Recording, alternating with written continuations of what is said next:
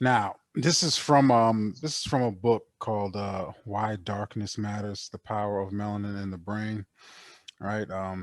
The cosmic. Now I'm going to read this. Is a lot of big words, and I hope that you appreciate this because I don't like to dumb things down for anybody. I don't care how old you are. Right. I'm not.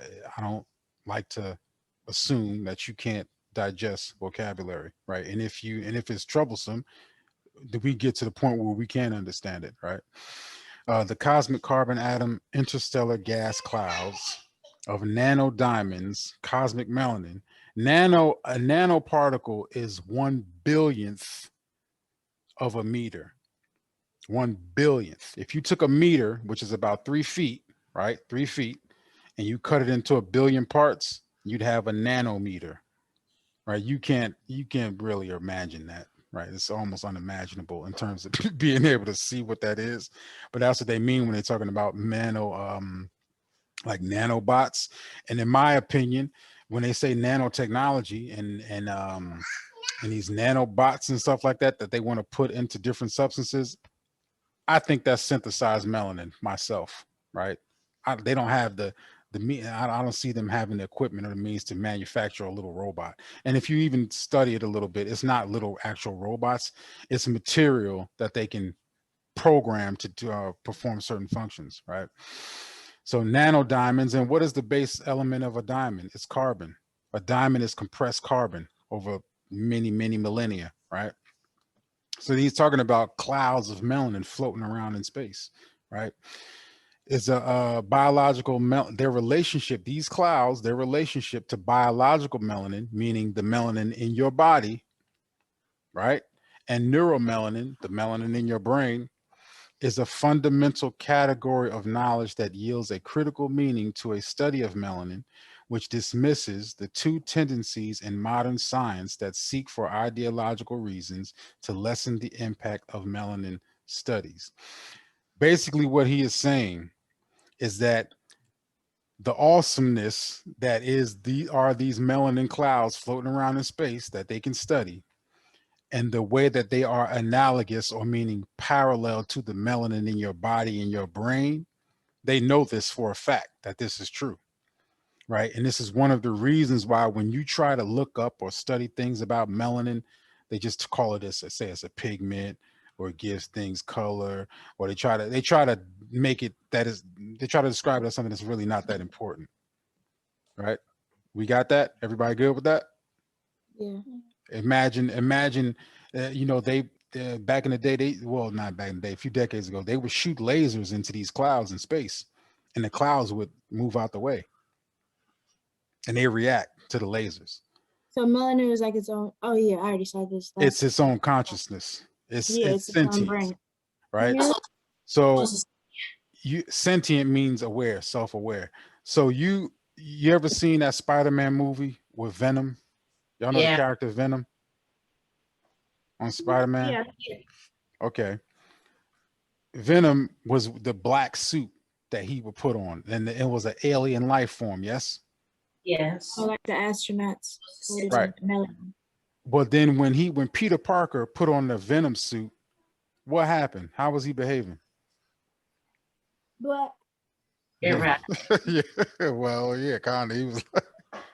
I mean, but I watched clips of it. he had a lot of he had a lot of attitude, right? He was dancing and he was moving differently. He was speaking differently.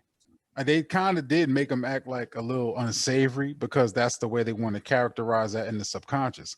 But he was, well, put it this way: the girl that he was trying to go after, it was no problem. He was dancing all over the place, singing. He was his moves were way more fluid and smooth, and he had a lot more power.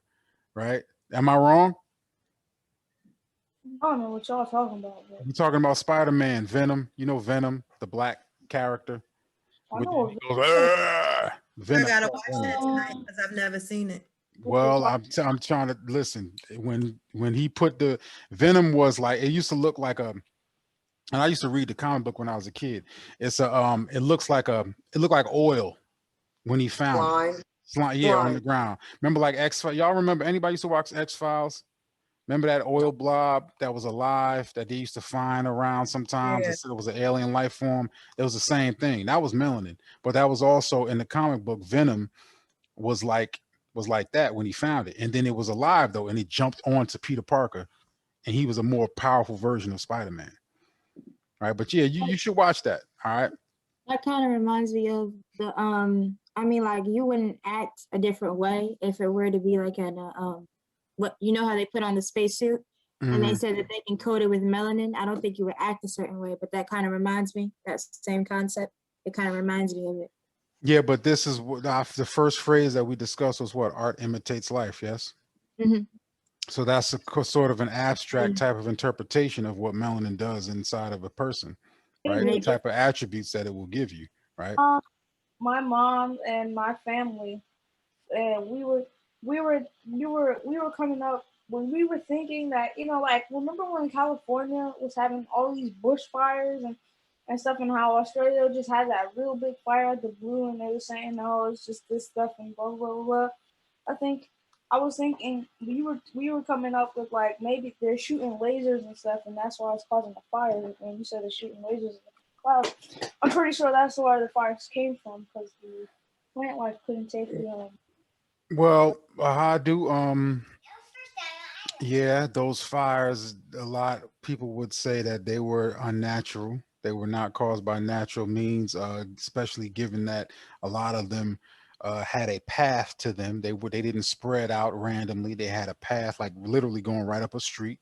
The automobiles were burned to dust. Right, forest fires don't do that. Right. So I mean, there's a lot of clues that would lead one to believe that those were man-made fires. Right. But let's get back to this. Right.